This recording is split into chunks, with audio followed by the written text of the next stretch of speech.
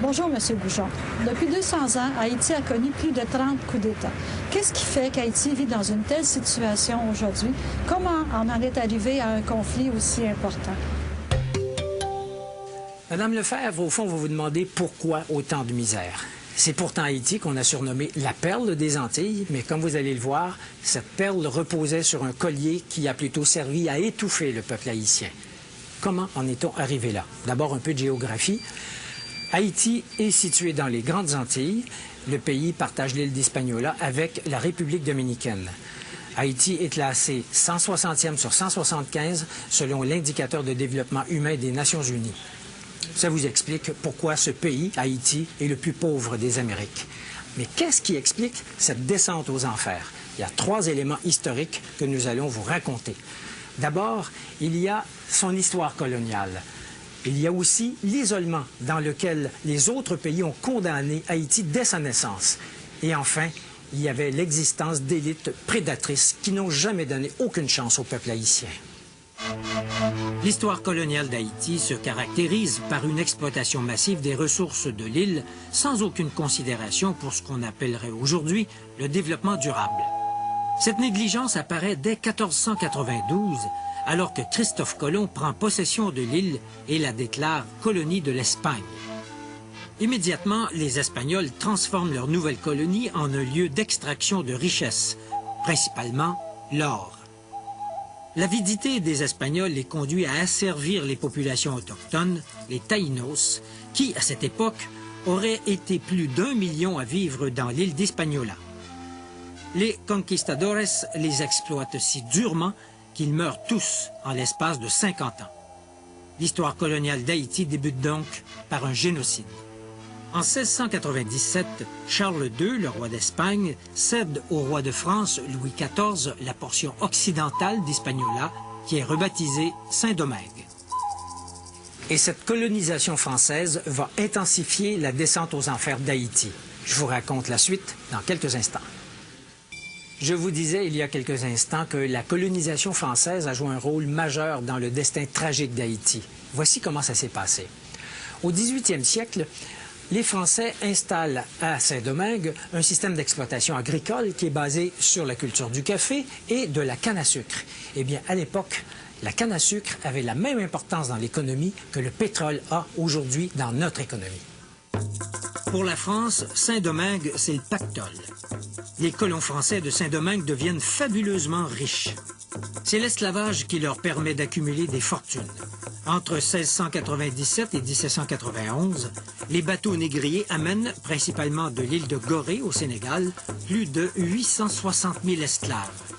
Une fois arrivés de l'Afrique, ces esclaves subissent un régime d'exploitation d'une brutalité incroyable. L'esclavage fait également surgir les premières divisions au sein même de la population noire.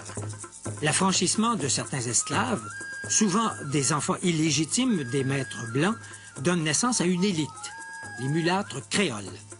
Les mulâtres se sentent supérieurs aux esclaves noirs et ne partagent pas leurs intérêts. Arrive 1791. La Révolution française bat son plein. Liberté, égalité, fraternité sont des principes qu'on veut étendre partout. Partout, sauf à Saint-Domingue, où les propriétaires des plantations y voient une menace au maintien du système esclavagiste. Cependant, les mulâtres et les Noirs affranchis souhaitent les voir établir ces principes dans l'île, mais pour eux seuls. Un chef, Toussaint Louverture, déclenche une rébellion extrêmement violente. Les rebelles battent les troupes de Napoléon Bonaparte et déclarent l'indépendance de la République d'Haïti le 1er janvier 1804. Haïti, ou Haïti, comme on disait à l'époque, c'est le nom que les indigènes Taïnos donnaient à leur territoire. Ça veut dire pays de montagne. Mais le prix payé par Haïti pour acquérir son indépendance est absolument astronomique. L'économie du pays est dévastée. Haïti aurait peut-être pu s'en sortir si d'autres pays avaient accepté de l'aider, mais ce ne fut pas le cas.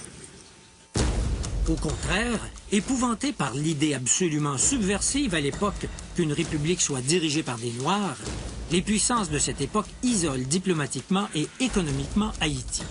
2 exemples de l'isolement d'Haïti. Le Vatican n'établit des liens qu'en 1860 avec une république officiellement catholique, mais noire, Et il faut attendre 1862, en pleine guerre de sécession américaine qui provoquera l'abolition de l'esclavage, pour que les États-Unis reconnaissent Haïti. Quant à la France, elle refuse de reconnaître l'indépendance d'Haïti. Pour convaincre la France d'accepter son existence, le gouvernement d'Haïti est forcé de verser une compensation que le gouvernement du roi Charles X fixe en 1825 à 150 millions de francs or. Même si cette somme est ramenée à 90 millions de francs or, c'est un coût additionnel asséné à l'économie d'un pays déjà à genoux. Haïti honore sa dette qu'elle finira de rembourser en 1938.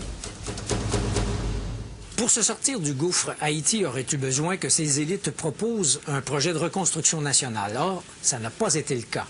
La nouvelle classe dirigeante, qui est formée de mulâtres créoles et des rares familles blanches demeurées dans l'île, perpétue l'exploitation des classes laborieuses, tout en interdisant à ces classes laborieuses, qui forment la majorité, l'accès au pouvoir. Les gouvernements se succèdent d'un coup d'État à l'autre, mais une chose demeure, le refus de la classe dirigeante de partager le pouvoir avec le peuple. À ce cycle d'instabilité s'ajoute l'occupation par les Américains entre 1915 et 1934. Les Américains laissent aux Haïtiens un héritage empoisonné, une armée professionnelle haïtienne qui amplifie la répression. Arrive 1957.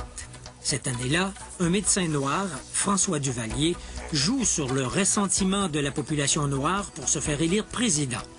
Duvalier aurait pu inaugurer une ère démocratique dans le pays. Il ne l'a pas fait. Au contraire, il établit une dictature qui élimine avec férocité toute dissidence.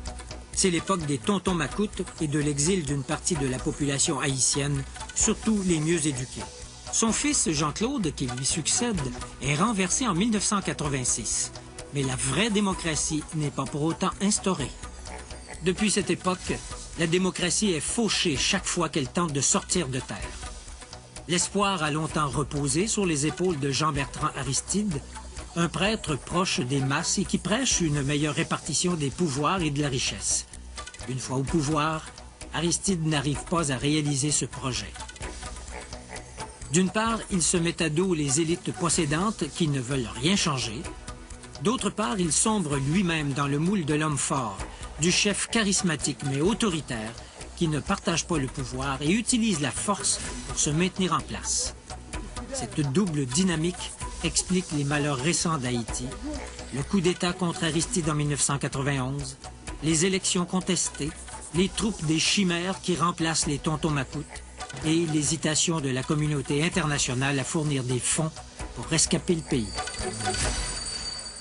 La grande question est maintenant de savoir comment Haïti pourra rompre avec son passé et s'engager dans la voie de la prospérité et de la démocratie. Il est évident que la communauté internationale aura un rôle à jouer dans cette tâche de réanimation. Mais pour rendre son éclat à la perle des Antilles, il faudra beaucoup de doigté et beaucoup d'argent.